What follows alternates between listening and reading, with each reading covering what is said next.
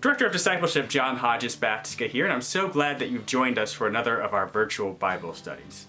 Just as a quick reminder of what these are, it's just a short chance for you to take some time out of your busy day to take a look at a piece of scripture.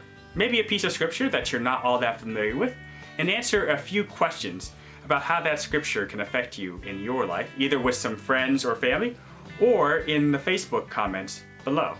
And just as a quick reminder, each week we ask 3 different types of questions. We ask a thinking question about some of the heady stuff, the theological stuff, the big meaning, big picture stuff about what this scripture means. We ask a being question about how this scripture affects us physically and emotionally. And then we ask a doing question about how we can respond personally to each scripture. And today we've got a pretty strange scripture from the book of Acts. You'll see why it's a little strange in just a moment, but I hope you'll join me in reading from Acts chapter 16, verses 1 through 5, to hear about this story of Paul and one of his followers, Timothy. Here we are. So Paul reached the city of Derbe and then Lystra, where there was a disciple named Timothy.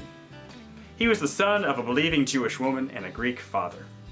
The brothers and sisters in Lystra and Iconium spoke well of him.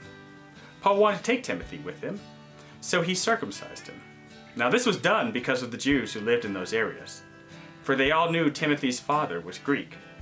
As Paul and his companions traveled through those cities, they instructed Gentile believers to keep the regulations put in place by the apostles and elders in Jerusalem. So the churches were strengthened in the faith, and every day their numbers flourished. Okay, so you're probably thinking about why I chose this kind of weird scripture right now to talk about in this virtual Bible study in a time that's already pretty weird. Well, a little background.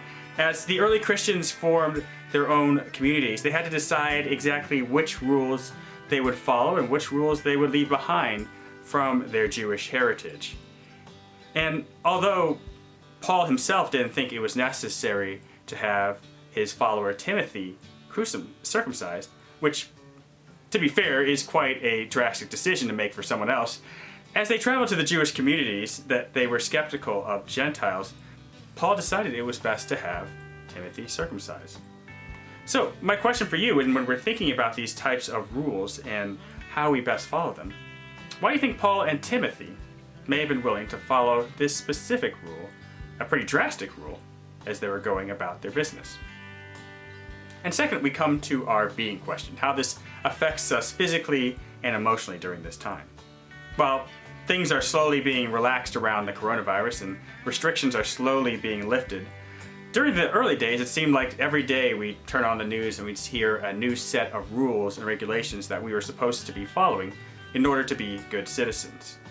So, for you, what was a rule that was specifically difficult for you to follow?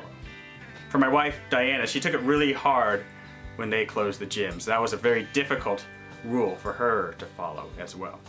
So what was a rule that was difficult for you? And lastly, we get to our doing question. Our question about how we can take this scripture passage and we can find some kind of action to do because of it. So I really doubt that Paul, and especially Timothy, wanted to follow this rule about circumcision, but for whatever reason, they did so for the greater good of the gospel and the greater good of the communities which they served. So, what rules now and guidelines now can you follow that help to serve the greater good in your communities, even if you may not particularly like it? Well, those are our questions for this week. I hope you enjoyed being a part of this virtual Bible study, and I hope that this brings about some conversation in your life as well. Thanks for being here.